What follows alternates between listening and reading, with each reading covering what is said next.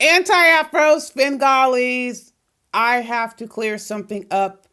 Kept meaning to get to this. Finally have the time to get to this. I'm going to keep this shot up on the screen for the entire video with the exception of the clip I'm going to play in a few seconds. But before I do that, I want to take us back in time. I'm going to remind you of something that was said. It was about 2 years ago. TCTV said this. Oh, the AFW, they're all washed up, or whatever he said, something to the effect. Washed up, they don't have any power. At one time, they used to go to chats and they would get like 40 to 50 people to come over and they would give donations and everybody would come over there. But they don't have that power anymore. They're like dead or whatever he said. In part, that statement has truth to it. And I'm going to tell you what part is true. And I'm going to tell you what part is absolutely false. It is true. At one time, we did rally people to go to different chats to give support and donations. All we had to do was send text or email. People were willing to do that. There came a time where we talked about it and we stopped doing that. There were a couple of reasons why. Because there was so much chaos going on and there was so much flip-flopping. The only cohesiveness that we saw was in our group. So what was the reason we were going to go and flood a page for support one day when the next day they're just going to turn around and start attacking us? Why do that? It's a big difference if just a few people on their own pretty much decide they're going to go hang out on a page. And that doesn't mean you wouldn't tell maybe one or two, but it wasn't the campaign or the rallying or the massive conversions that we decided if we're going to help anyone, let's help ourselves or people within our group or people in another situation that somebody knows. We were not going to get involved with the flip-flopping. And we have people who support us who don't even go to the chats anymore or never did, both categories. But they continue to be an immense support to us. So I know there are those out there who would love for it to be true that we're no more, that we're washed up. And I don't even know about this power thing. The only power that matters is our own power for us, that we take care of ourselves. We're not looking for others out there to give us any power. Now, power is the topic of this video. But what I want to do first, before I get into the main commentary, I want to play some words of wisdom from Rev G. When I come back, I'm going to talk about what you see here on the screen. So stay tuned and I will return. You know, and if people are used to the cussing and the attacking and the yelling and the screaming, I am not for you. And that's okay. There are places where we can go that are for us. That's the honest truth. So blessed to have the people who support me. I am so blessed. And I love it. You know, because the people that actually support me, it's not one of those fair weather things. I can go to those people offline and they've come to me and we talk about some things, right? And I can trust those people. And these are people who, no matter the public pressure, they continue to support me. And I love that. And I think people are jealous about that because those core 6 to 7 people have been supporting me through the good and through the bad because they see something in me. They see the truth in me, right? And I see the truth in them. That's why it's undefeated. And you know, because you can have hundreds of people in your chat, but that doesn't mean anything, right? I mean, it means that at this time you got people are there for a reason. But what happens when things change? I can tell you what happens. I can tell you what happens when your time in the sun is done, right? 90% of those people are going to go somewhere else. And they may not even go, not only may they go somewhere else, but a few of them may become your biggest detractors because they have to show everybody, hey, I don't no longer support them. I'm on your side now. Let's attack. What? Mama didn't raise me like that. You know, AAS causing backstabbers. But, they're opportunists. I couldn't agree more. When you have all these attacks going on, unprovoked attacks, it is so much about who's attacking and essentially nothing about the target. So, what I'm talking about in this instance, you see the lightning bolt that KKC is holding. And he went on a rage. Well, I'll say this time a controlled rage. This is the only time I have heard KKC go on a controlled rage since we had been on a certain subject's page. All the other times, the rages have been so out of control, barely containable, just all over the place. Talking one time about beating your meat and AIDS, and you can't beat AIDS and all, just went everywhere. But not this time. The latest controlled rage didn't appear to be out of control, drunk or high or on substances to the point the voice was slurring, is tripping over his words, very clearly enunciated, connected the themes together, reemphasized his points, and don't even get me going about making any defense of KKC. I'm making the point about us, AFW friends and supporters. KKC has been made again by us. You got your lightning bolt from us. You never could have done that with us sitting on that page. There was a block. There was something about us being on that page that you could not handle. You couldn't handle the fact that we were on a page of someone that you had serious issues with. That is not our problem. But in the meantime, while he's getting on his lightning bolt that he got from AFW, he's spewing these lies. And this is what I'm going to address in this issue about when they start effing up your life. Now, what exactly is effing up someone's life?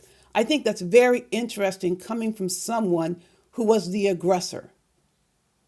KKC was always the aggressor towards us.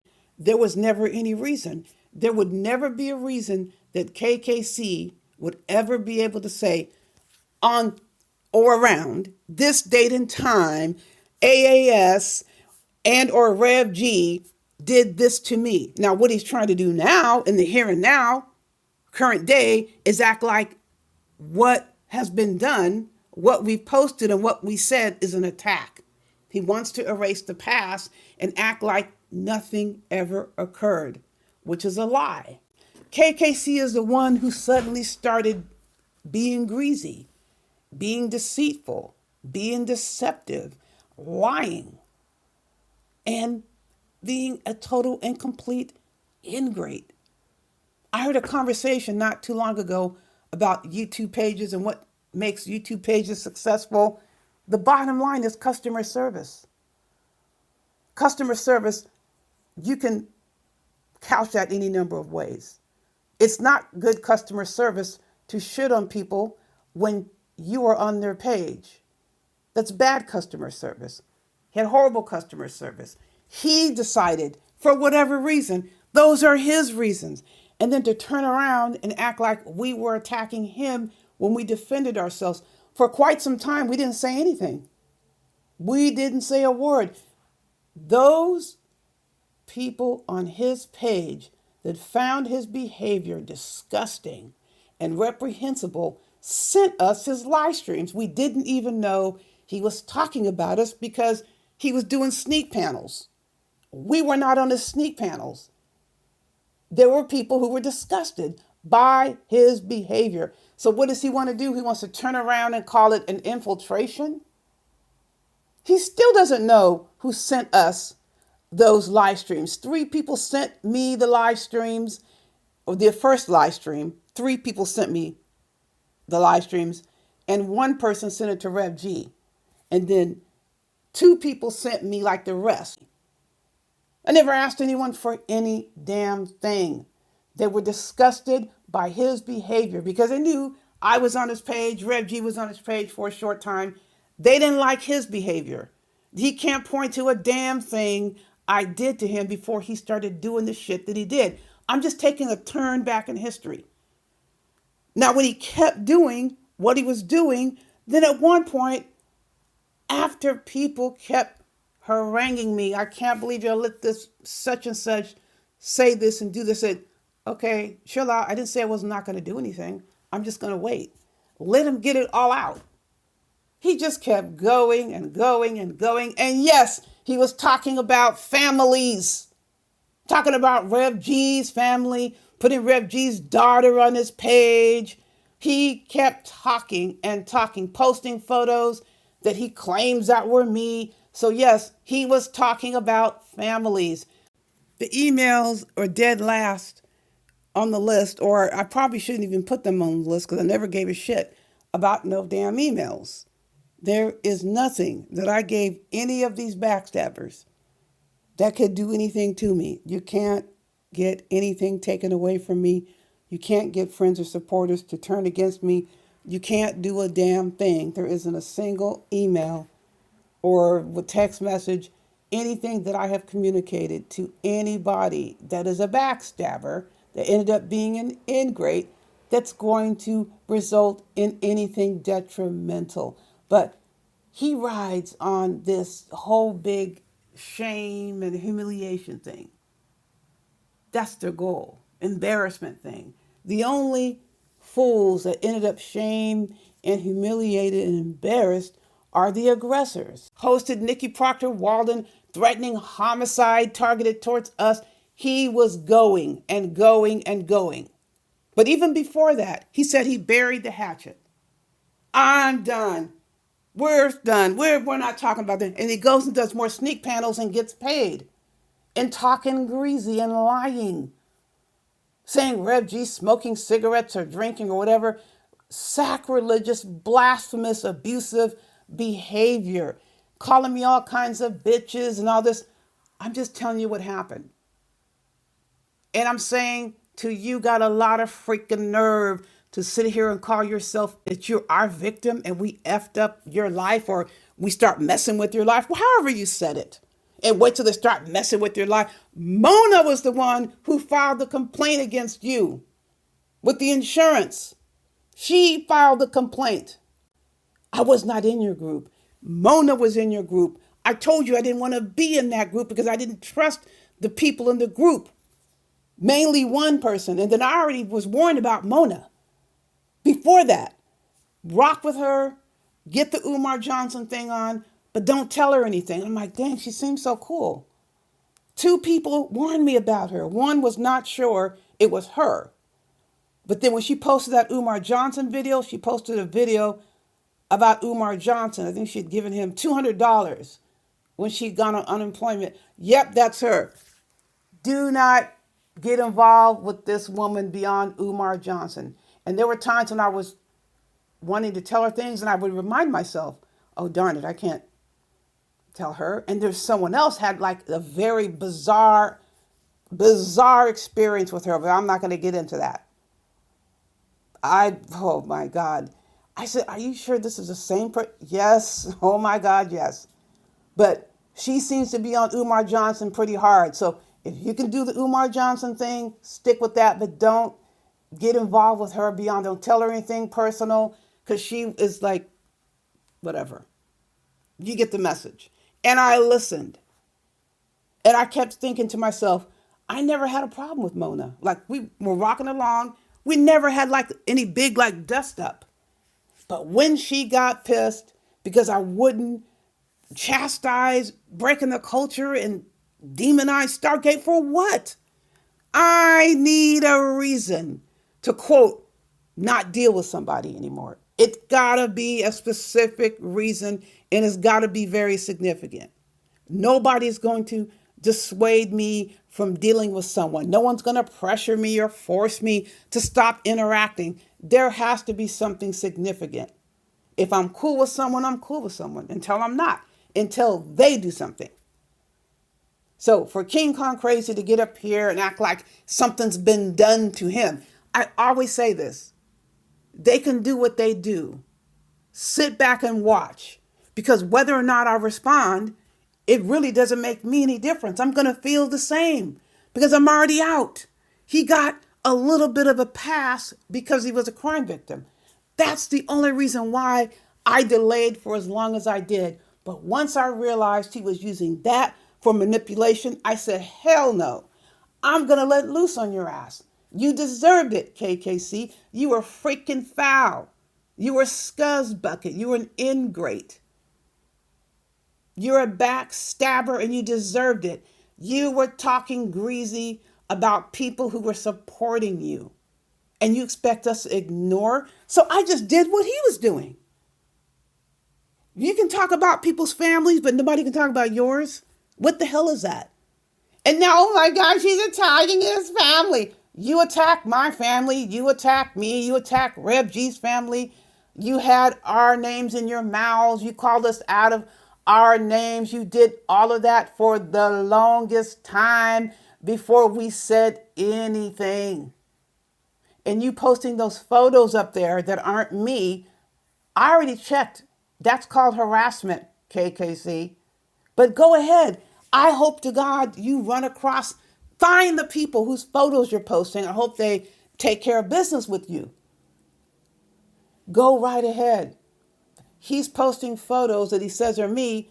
So what is the sin of me posting photos that are actually of people themselves? He's putting innocent people at risk. That's what he's doing and doesn't give a damn. He just wants to exact revenge. So he got his relief and his lightning bolt through us when we left that page. It was a thorn in his side, or two thorns in both sides, that we were over there. We are going to be wherever we want to be until the host starts to act up or the host is so intolerable, we're going to leave. Again, we left his page. They just love to say, oh, we kicked him off. Kicked what off? Even Pander Slime admitted he wanted me to come back to get money. I'm not going to participate in an extortionist scheme. Whoever else wants to go over there and subject yourself to extortionist schemes. I'm not getting involved. I could run back over there like Carrie Ann was doing and Mona was doing and kissing ass and letting people make money off me. They've made enough money off me. But I wanted to make damn sure it was clear. You're not going to get up here and lie like you are a victim. You are greasy as shit. You ran your mouth. You talked shit about people who supported you. And now when they came back and gave you back what you dished out, now you want to classify yourself as a victim. Run your mouth, talk shit. You want to run your mouth? I'll run mine. I don't care about no damn email. I don't care about any of that crap. But I know one damn thing. Mona didn't have the guts to take your ass to court, because had you recorded me like that, your ass definitely would have been in a courtroom right now. I would have had a judgment against you. There ain't no way in hell I would let you record me like that. He was just plotting and planning. Gerald even told me that after they stopped dealing with each other, that KKC had all of this Facebook stuff on him, which means while they were cool, KKC was busy just copying everything. Which tells you he had ulterior motives the whole time. He's a user. He's an ingrate. I wanted to make sure I got up here and made it very clear you got your energy through us. After we left that page, we made you again. That's the first time you grabbed the link and weren't acting like a rank-ass fool. You're the one running around here to all these different pages. I don't know why people tell me, oh, KKC was over there on that page, or he was saying this about you. So what? The second I open my mouth and say something about him, he starts to cry. Oh, she put me on the community wall 20 something times. Well, you called me bitch 20 something times. More than that. Big deal. If you dish it out, you should be able to take it. If you can't, then maybe you need to shut the hell up. Did you ever think about that? Listen, folks, always I got more coming your way. In the meantime, you know the drill. Buyer beware.